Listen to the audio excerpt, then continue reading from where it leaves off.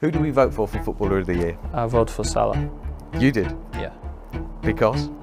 Because he deserves it. If it's, I think, nobody from our team, I think Salah deserves it. When he comes back to England, he comes completely adapted to the high-level European football, with more understanding of the game, physically much stronger.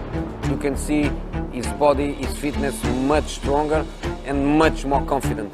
Dare I say, dare I say. Even reminds me of Messi, the scampering way he plays. I think he gives me a Messi vibe. While Mo Salah today is known as one of the best attackers in Premier League history, it wasn't too long ago when he was a Chelsea outcast who was labeled as not good enough by fans and media alike. His journey to redeem himself and prove his doubters wrong was long and tough, but Salah's perseverance, which he possessed since childhood, helped him become the player he is today. Salah would grow up in a small Egyptian village called Nagrig, and here he would play for the local youth team Ittihad Bassoun until he turned 14 years old. At 14, a once-in-a-lifetime opportunity would come towards Salah's way, as the Egyptian professional side Al Mokawloon would send their scout to a small village of Nagrig to scout a boy called Sharif. The scout had a bunch of kids play against Sharif to determine how good he was, but one of the kids he ended up asking was Salah, and it quickly became apparent he was the true talent of the village. As a result, it would be Salah, not Sharif, who the scout would sign that fateful day. But there would be one big problem with this signing. Salah's village Nagrig was a big distance away from where the club was based in Cairo. To just train with the team, Salah would have to travel more than 9 hours every day. His long travel time caused a conflict with the school, as he would have to sacrifice school time every day. Salah's typical day would be school from 7 to 9. Then he would take a bus to Cairo and arrive in training at 2 or 2:30. And then he would train until 6, where then he would take a bus back home. That's how he arrived back at his house at 10. And he would do this for 5 days a week for 4 years, where football was his life. He would live, breathe, sleep football.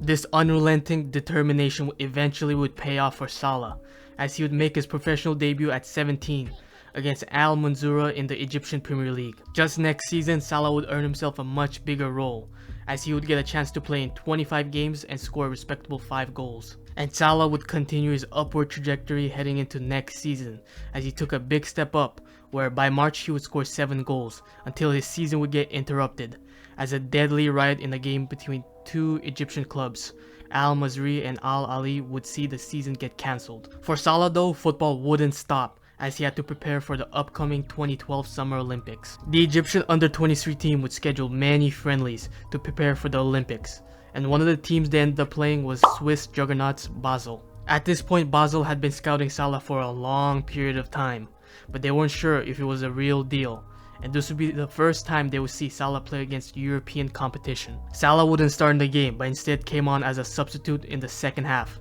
and he quickly scored 2 goals. His performance in this game quickly destroyed any doubts Basel had about Salah, and just a week later he was signed by Basel for 2 million euros. At first, when he arrived in Switzerland, he already had big pressure on him, as he barely spoke any English and was brought to be a replacement for one of Basel's best players, Shaqiri, who was just sold to Bayern for 12 million euros. Understandably, many fans had doubts about this move, as it was unheard of players from the Egyptian league to come to Europe and have much success. However, Salah would quickly put fans at ease, as he would score his first ever goal for Basel in just his second game, as he scored the game-clinching goal against Lausanne as Basel won the game 2-0. But with Salah adjusting to the Swiss Super League opponents, he would quickly have to readjust, as Basel would be taking on a top Premier League team in Tottenham for the Europa League quarter-finals. In the first leg, both Tottenham and Basel would net themselves 2 goals each, as they headed into the second leg tied 2-2 in aggregate. The second match would start off in Tottenham's favour,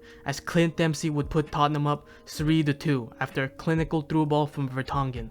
But Basel would answer right back, as Salah would get his first ever Europa League goal in the 27th minute to level the playing field at 3-3. And it would stay that way until the 49th minute. Basel would score off a corner to take the lead in the series 4-3. But unfortunately for Basel, that wouldn't be the end of the game, as Clint Dempsey would score his second goal of the game in the 81st minute to force the game into penalties. But in penalties, Tottenham would miss their first 2 out of 3 penalties, as Basel made 4 straight to advance to the semi-finals. It wouldn't get much easier for Basel though, as in the semi-finals they would draw another big Premier League team, this time Chelsea. The first leg would quickly see Chelsea take an early lead as Victor Moses scored a header in the 11th minute to turn the game 1-0. And the game stayed that way until Fabian Schär would come through for Basel in the 87th minute as he converted a penalty to tie the game 1-1. But just 7 minutes later, David Luiz scored off a free kick to tip the favor back into Chelsea's side. In the second leg, Basel would answer right back as Salah grabbed a goal just before halftime to turn the aggregate 2-2. However, after halftime, Basel would quickly collapse as Chelsea grabbed 3 consecutive goals in the 50th, 52nd, and the 59th minute to win the tie 5-2. But even with Basel's elimination from the Europa League, this season was a massive success for Salah, as he and Basel managed to win the Swiss Super League comfortably, with Salah scoring 10 goals and 11 assists across all competitions. But most importantly, he proved he could score against the biggest teams in Europe. In Salah's second season, Basel managed to qualify for the Champions League through the Champions League qualifiers. And in the Champions League, they will be put in the same groups with a familiar face, in Chelsea, and both of them were drawn in the Group E. Their very first match would come in match day 1, where Oscar would score right before halftime to put Chelsea up 1-0, and it looked like it was staying that way until Salah would score in the 71st minute as the game turned 1-1 until 10 minutes later as Streller scored a header to win the game 2-1 for Basel. Chelsea would have a chance to get their revenge in match day 5 as they would take on Basel for one last time in the group stages. In this game, Salah looked dangerous every time he touched the ball, but the game stayed scoreless in both sides until the 87th minute as Salah received the ball in the counter as he scored a tight finish to win the game 1-0. Unfortunately for Salah and Basel, they were still knocked out in the group stages as Basel finished 3rd in the group. But for Salah, the previous match against Chelsea proved to be the most important game of his career, because that was the game that made Mourinho fall in love with Salah. In January, there were 2 strong suitors for Salah, Liverpool and Chelsea. Liverpool had wanted Salah for months, even before his Champions League stint, and had offered Basel 11 million euros to sign him. And then there was Chelsea, who offered the same exact deal as Liverpool, with Mourinho insisting on signing the talented winger. The decision was a 50-50 for Salah as he appreciated both clubs. But the deciding factor would be Jose personally calling Salah to convince him to join Chelsea. In Chelsea, he would have to compete with talented attackers like Willian, Hazard, and Oscar. And even Andre Schürrle and Ramirez would be also competing for his playing time. And to make matters worse, he would also be ineligible to play in the Champions League as he was cup-tied with Basel. At the beginning of his Chelsea career, he would be limited to short cameos off the bench, where he wouldn't be able to show off much of his capabilities as a player. As the season wore on, he would get few chances to start, and he wouldn't look great when he did get chances to start, as his 4th ever start was against Liverpool in a game where he looked like Chelsea's worst player on the pitch and was substituted only after 60 minutes. However, it would get worse the next game, with Salah getting another chance to start, this time against Norwich. And in this match, he managed to look worse than he did in the Liverpool game, and by halftime he would get ripped apart by Mourinho in front of his teammates for bad performance.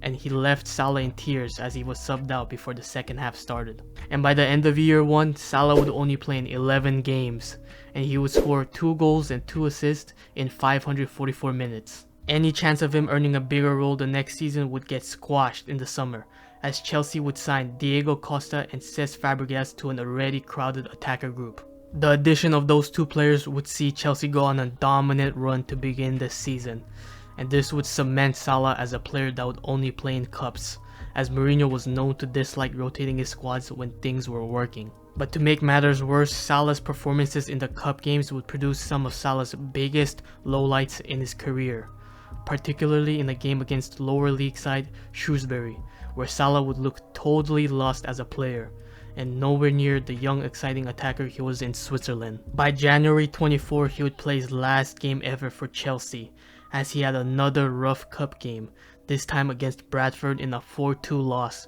where he was substituted off just after 70 minutes. By this point, Salah had been shrunk to just another promising young player who had failed to make an impact after joining Chelsea, and had been labelled as a pace merchant who lacked the physicality and skill required to succeed in the Premier League. However, it was clear that Salah was destined for more than being labelled a failed Chelsea wonderkid, as his talent had been shown clear as day in training, with his teammate Luis Felipe even describing as Messi-like.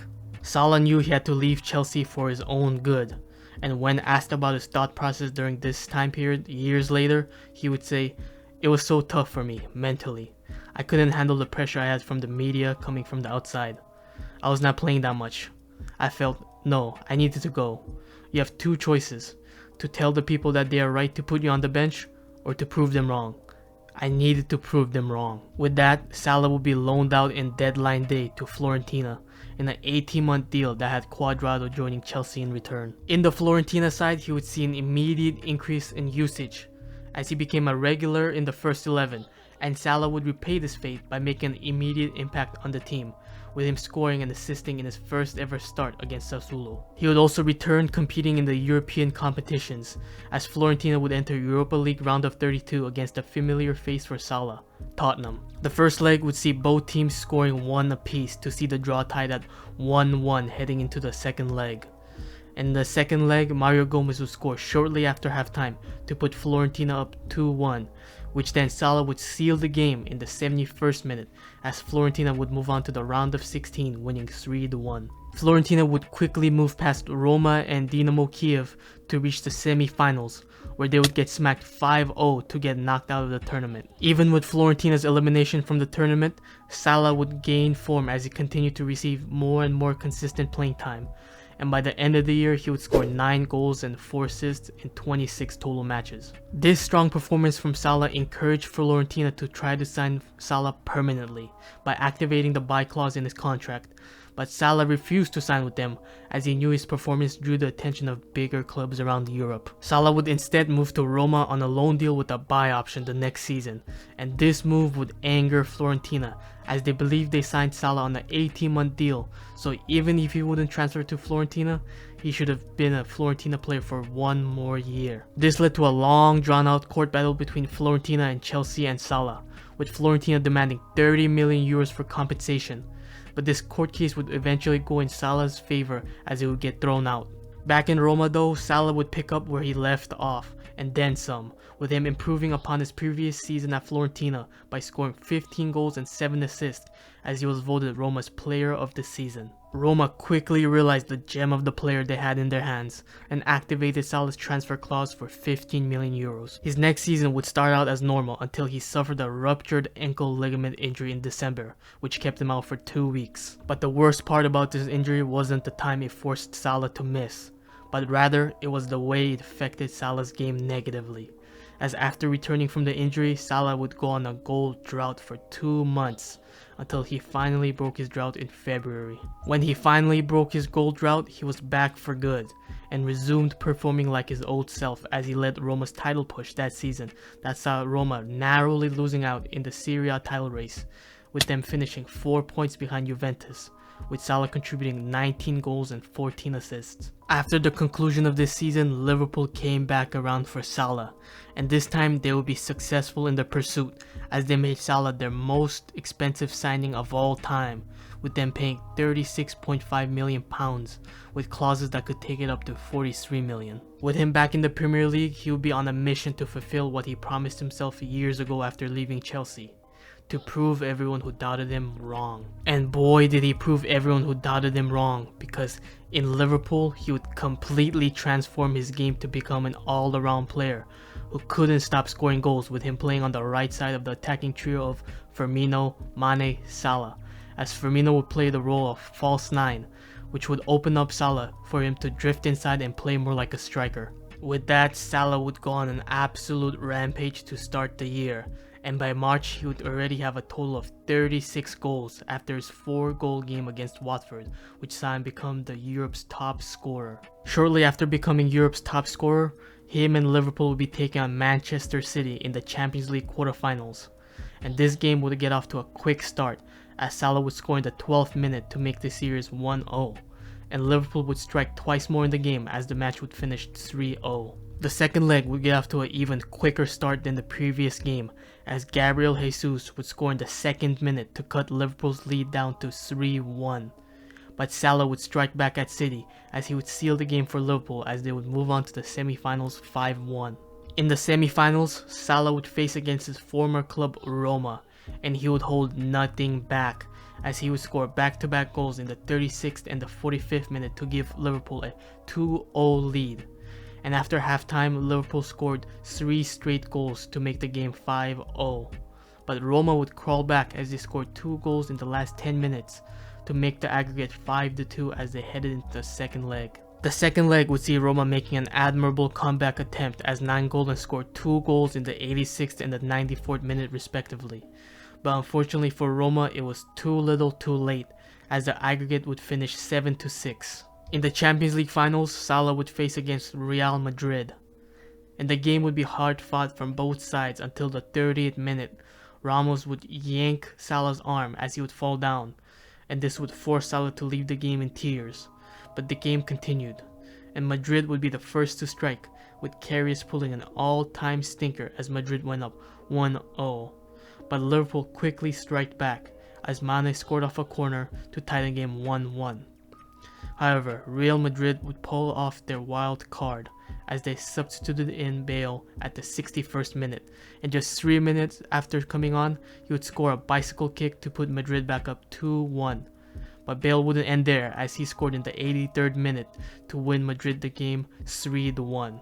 While Salah would endure a heartbreak in the Champions League, he still accomplished the very thing he set out to do that season, to prove everyone wrong, as he would have a record-breaking season, scoring the most goals in a single Premier League season ever with his 32 goals, while Chelsea's top scorer Hazard would only score 12. Now that Salah had shown the world that he was a world-class player, he only had one thing missing: trophies. While Salah slowed down in his goal output the next season, he was still world-class, and his skills shined brightest in the match against Everton, where he spun through Everton's defense to score a goal that would eventually win the Puskas Award. In the Champions League, Liverpool would move past Bayern and Porto in the round of 16 and the quarterfinals to reach the semi-finals to face Barcelona. The first leg would see Barcelona score early into the game, with Suarez scoring in the 26th minute, and it would stay relatively quiet until the 75th minute. Messi scored off a rebound, and then Messi would double his tally 7 minutes later as Messi converted a free kick to turn the match 3-0 as they left Liverpool a mountain to climb for the second leg. Unfortunately for Liverpool, Salah would suffer a concussion in a match against Newcastle shortly before the second leg, and this would mean Liverpool had an even bigger challenge to overcome. Salah's injury would mean Origi would have a chance to start in the second leg, and he would do his best to make sure Liverpool didn't miss Salah too much, as he scored just as the game started in the 7th minute to cut the lead down to 4-1. And the lead would get cut down even more when Wijnaldum scored off of an Alexander-Arnold cross, and shortly after that the game would be all tied up as Wijnaldum scored again to turn the match 3-3. And just 23 minutes later, history would happen as Alexander-Arnold would quickly take a corner to catch Barcelona off guard as Origi came through yet again to complete Liverpool's comeback from being down 3-0. Back in the Premier League, Liverpool would have an amazing season of their own by the final match day, only losing once throughout the whole season. But that one loss was unfortunately against Man City, who was having an even better season. And as the season headed into the final day, Liverpool was 1 point behind Man City, who sat at the top of the table with 95 points. Unfortunately for Liverpool, fate was out of their hands, as Man City demolished Brighton to win their second straight Premier League title by edging out Liverpool by 1 point. Fate was in Liverpool's hand for the Champions League finals though, and Liverpool would receive a golden opportunity when the ball hit Moussa Sissoko's arm, which would hand Liverpool the penalty that Salah would convert to make the game 1-0, and the rest of the game would stay uneventful until Origi would score in the 87th minute to put the game away, as Salah would end up winning his first trophy with Liverpool. Now that he avenged one of his heartbreaks in the Champions League, he would have to avenge another, this time the Premier League. Liverpool would go on an absolute tear to start the season, and by January of that season they would beat West Ham 2-0, which handed them the distinction of beating every team in the Premier League that season. Just 2 months after that, they would come from behind and beat Bournemouth 2-1 to win their 22nd consecutive home game to set an all-time Premier League record. But the icing on the cake would come in the second to the last game of the season against Chelsea, as Liverpool beat them 5-3, as Salah broke Liverpool's Premier League title curse of 30 years against the very team that deemed he wasn't good enough. And after that, Salah's place in the Premier League history would forever be cemented, as he would go on to complete side quests over the next 3 years, winning a FA Cup trophy, a Carabao Cup, and another golden boot to his resume. But yeah, I hope you guys enjoyed the video. If you guys have any suggestion of what player, team, moment I should make my next video on, leave it down in the comments below. If I choose to make a video on your topic, I'll make sure to shout you guys out in that video.